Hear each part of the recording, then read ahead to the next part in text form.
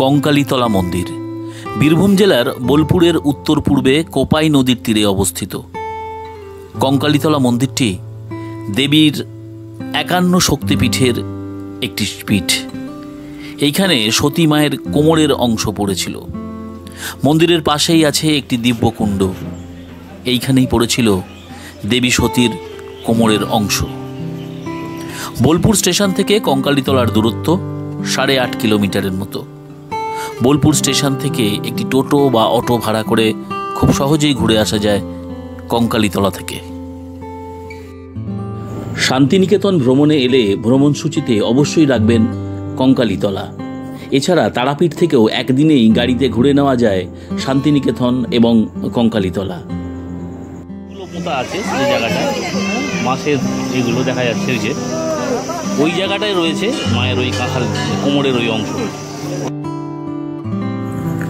তারাপীঠ থেকে আমরা গাড়িতে পৌঁছে গিয়েছিলাম শান্তিনিকেতন এবং পথে দেখে নিয়েছিলাম আরেক সতীপীঠ নন্দিকেশ্বরী মন্দির।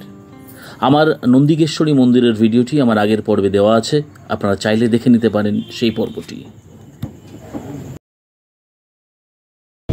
সাঁইথিয়ার নন্দিকেশ্বরী মন্দির দেখে আমরা এবার রওনা হলাম শান্তিনিকেতনের উদ্দেশ্যে। সাঁইথিয়া থেকে শান্তিনিকেতনের ডিস্টেন্স 34 কিলোমিটার। পৌঁছে গেছি আমরা শান্তিনিকেতন। আমাদের আসতে প্রায় সময় লাগলো সাঁইথিয়া থেকে 1 ঘন্টা।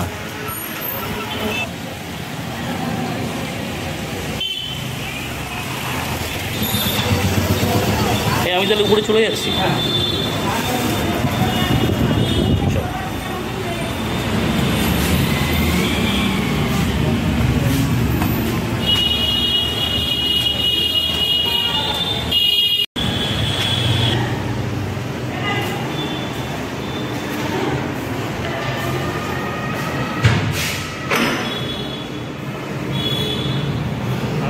বেরিয়ে আমরা চলে এসেছি শান্তিনিকেতনে। তো শান্তিনিকেতনে এসে আমরা উঠলাম পঙ্কজিনী লজ বলে একটি হোটেলে। এটা হচ্ছে ওই ভ্রমণডাঙ্গা রোডের ওপরেই, স্টেশন থেকে যে রাস্তাটা সোজা আসছে শান্তিনিকেতন হচ্ছে হোটেল পঙ্কজিনী রুম। এদের রুম চার্জ মোটামুটি ঠিকই আছে। এখানে একটা টিভি আর ড্রেসিং টেবিল রয়েছে, এই খাট, একটা ওয়ার্ড্রোব আছে এখানে, আর এই হচ্ছে এদের টয়লেট।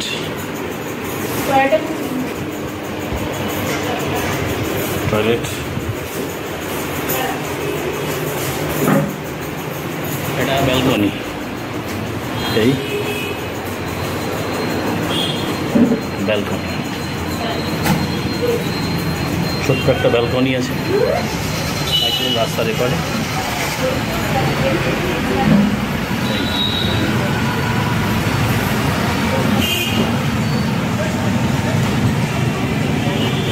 এই হোটেলের চার্জ খুব একটা বেশি না, রুম চার্জ মোটামুটি ঠিকই আছে।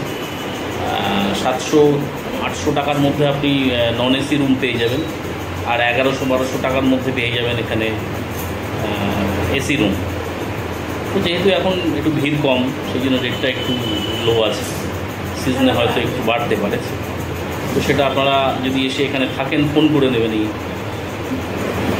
পঙ্কজিনী লজের ফোন নাম্বারে। এটা আমি দিয়ে দিলাম আমার স্ক্রিনে এবং আমার ডেসক্রিপশন বক্সে দেওয়া। তারাপীঠ থেকে যে গাড়িতে এলাম এখানে শান্তিনিকেতনে, তারাপীঠ থেকে শান্তিনিকেতন আসতে আমাদের নিল 1400 টাকা গাড়ি চার্জ দিল, 1400 টাকা।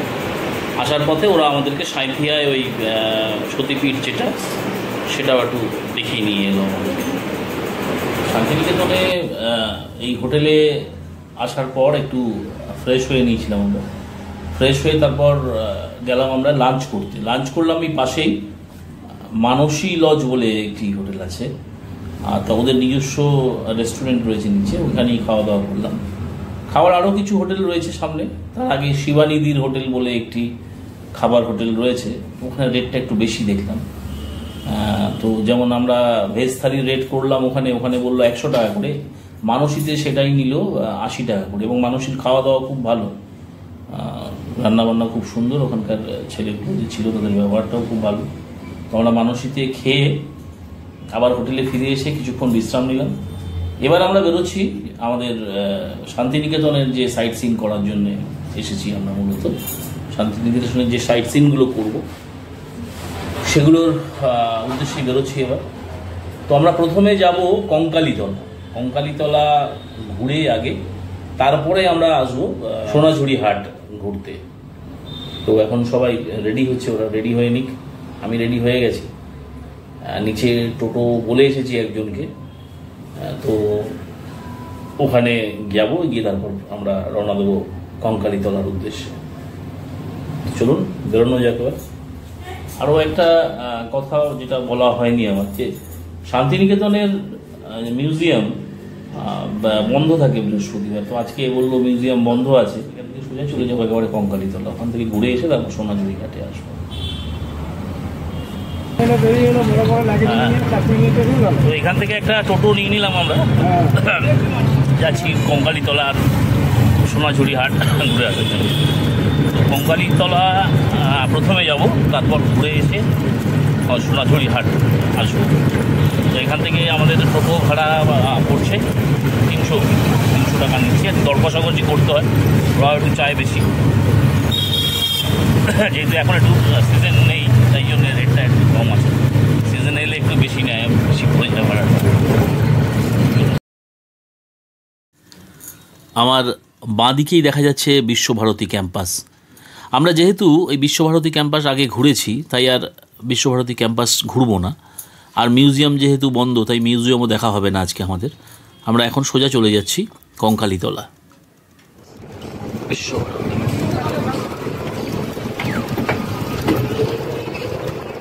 বকুল ফুলের গন্ধ বের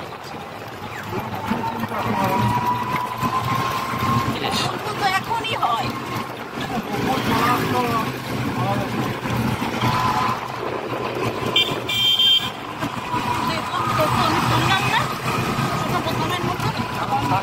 বট গাছটা দেখেছিস? বট গাছটা দেখ, এই রাস্তাটা সোজা যে যাচ্ছে এর পিছন দিকেই হচ্ছে সোনাঝুরি হাট, এই দিকটায়।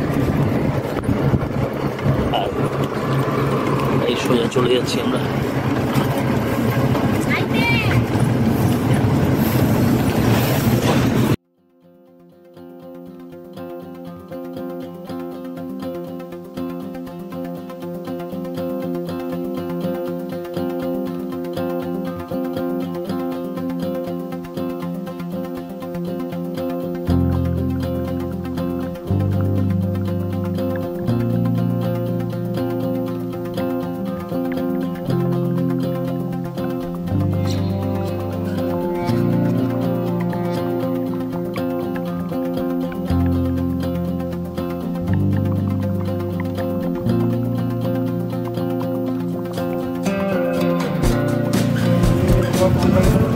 রাস্তা যে গেল পিছন দিকে, রাস্তা দিয়ে আমরা বাঁ দিকে চলে গেলাম। সামনেই এই গ্রাম পঞ্চায়েত, তো এখানেই থাকার জায়গা আছে।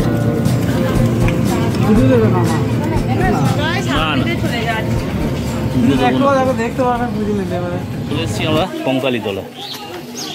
এই আমার পিছনে এদিকেই হচ্ছে মন্দির, আর এখানে সব এই ডালার দোকানগুলো রয়েছে, পুজোর ডালার দোকান রয়েছে এগুলো। এখান থেকে পুজোর সামগ্রী, ফুল টুল কিনে নিয়ে তারপর যেতে হয় মন্দিরে। চলুন যাই আমরা এবার মন্দিরের দিকে। ঘুরতে এলাম, দেখতে এলাম মাকে।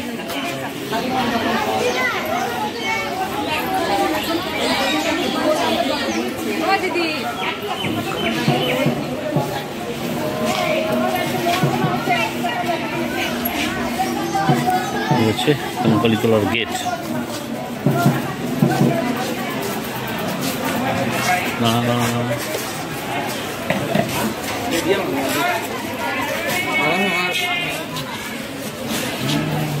এই মন্দির চত্বর পুরো মায়ের কঙ্কালীতলা।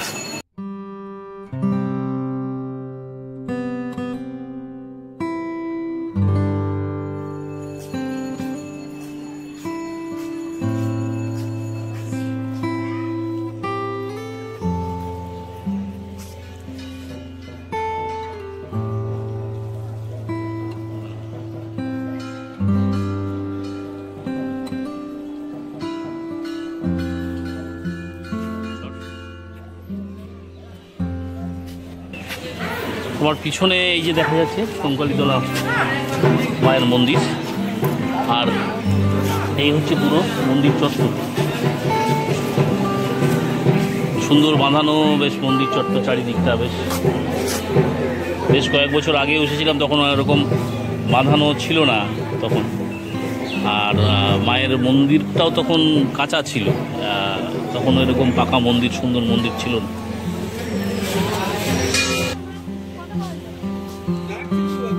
কঙ্কালীতলা মন্দিরের পাশেই আছে একটি কুণ্ড। এই কুণ্ডের জলে দেবী সতীর কাঁখাল বা কোমরের অংশ পড়েছিল বলে বিশ্বাস করা হয়।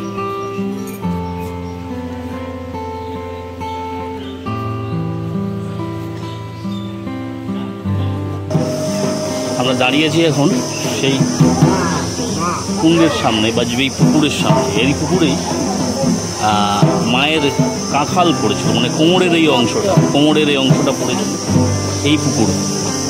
ওই পুকুরেই রয়েছে সেই অংশ। এটাকে খুব পবিত্র পুকুর মানা হয়। এই পুকুরের জলে পা লাগানো হয় না, মাথায় হাতে করে জল নিয়ে মাথায় ছেটাতে হয়। এই সেই পবিত্র পুকুর।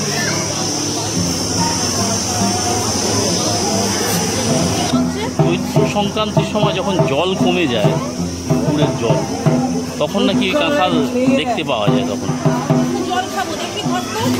এখানকার সাধারণ মানুষরা তারা দেখে যেয়ে বলছে, দেখেন চৈত্র সংঘর্ষের সময় এখানে মায়ের পুজো হয়। হ্যাঁ, মায়ের একটু জল কমে যায়, তখন মায়ের একটা অংশ দেখা যায়।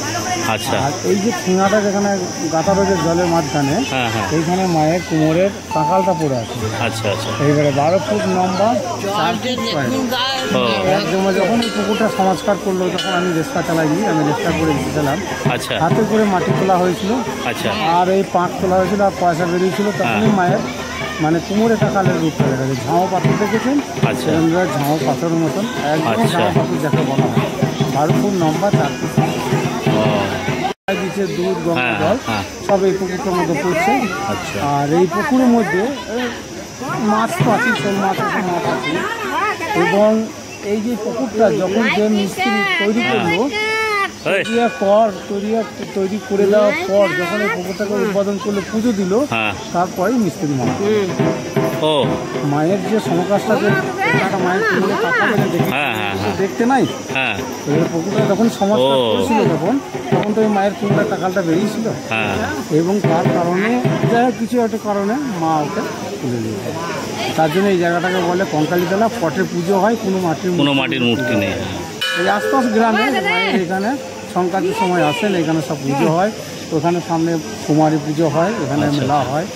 এই যে হয়ে গেল এই ওই যে জলের মধ্যে যে লাঠিগুলো পোঁতা আছে, ওই জায়গাটা মাছের এগুলো দেখা যাচ্ছে, ওই জায়গাটায় রয়েছে মায়ের ওই কাঁঠাল, কোমরের ওই অংশ।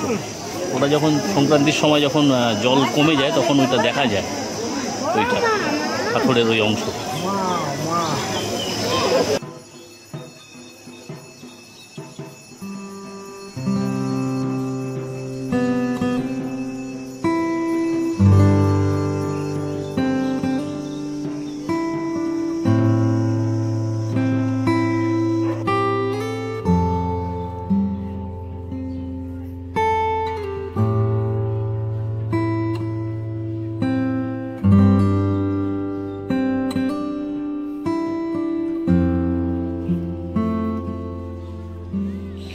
কুণ্ড দেখলাম, ডান দিকে রয়েছে এই কুণ্ড।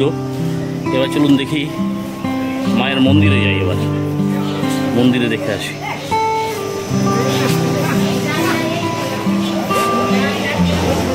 মায়ের মন্দির।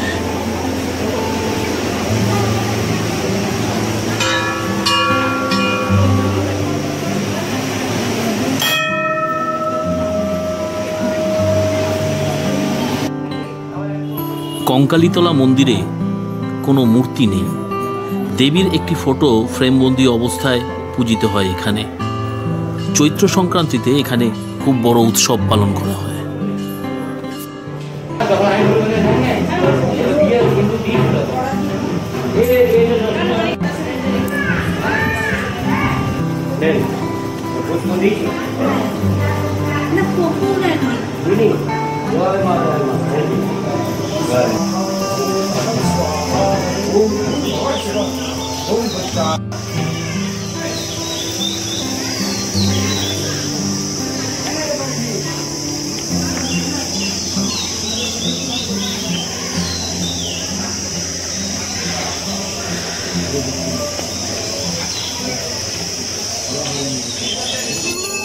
আমার পিছনে এই যে জায়গাটা দেখা যাচ্ছে এটা হচ্ছে ভোগ মন্দির। এখান থেকে ভোগ বিতরণ করা হয়, বা এখানে এসে কুপন করলে এখান থেকে ভোগ খাওয়ানোর ব্যবস্থা রয়েছে, এখানে সেটা হয়। এই সামনে অফিস রয়েছে, এখানেই ভোগ তৈরি হয়।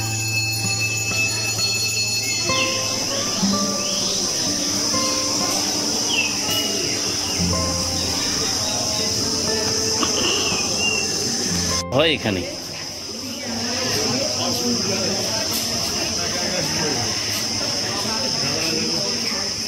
এই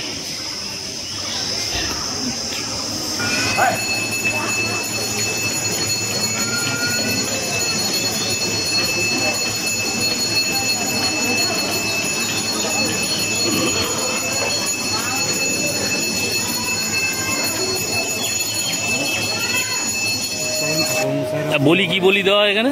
পাঁঠা বলি দেওয়া, শুধু পাঁঠা বলি দেওয়া, শুধু পাঁঠা বলি দেওয়া।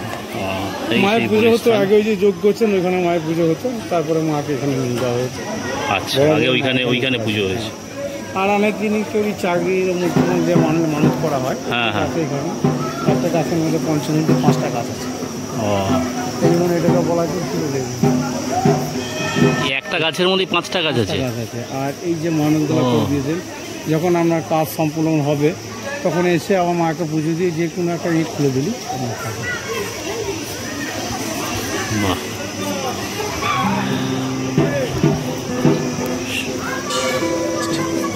এই 5টা গাছ একসাথে উঠেছে এখানে।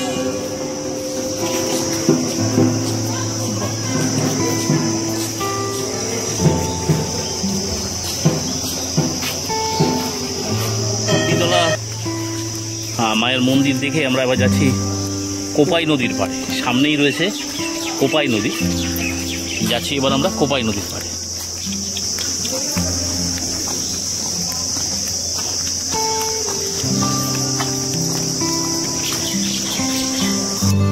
এখানে সকলে এখানে যারা পুজো দিতে আসে চান টান করে, সেই কোপাই নদী। কোপাই নদী দেখুন, দাঁড়িয়ে আছি এখন কোপাই নদীর সামনে। এ আমার সামনে পুরো দেখা যাচ্ছে এঁকে মেঁকে গেছে কোপাই নদী। এখান থেকে যতটুকু অংশ দেখা যাচ্ছে এইভাবে এসে আবার এখান থেকে গিয়ে আবার সামনে দিয়ে মাছ নিয়ে চলে গেছে ওইদিকে।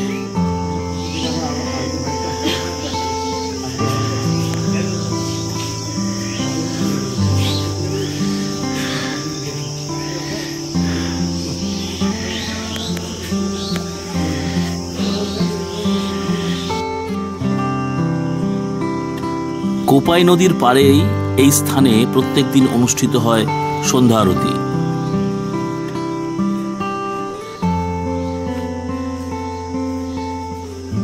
এখানে এই যে আরতির ব্যবস্থাটা, এটা রিসেন্ট চালু হয়েছে, এটা আগে ছিল না।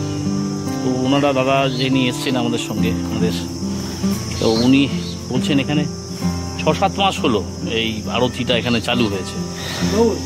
6:30টার সময় এখানে আরতি শুরু হয়।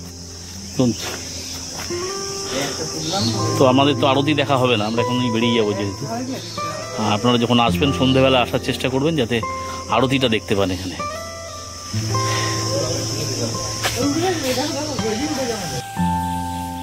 কঙ্কালীতলা মন্দিরের পাশেই আছে একটি শিব মন্দির, এই দেখা যাচ্ছে সামনে শিব মন্দির। এই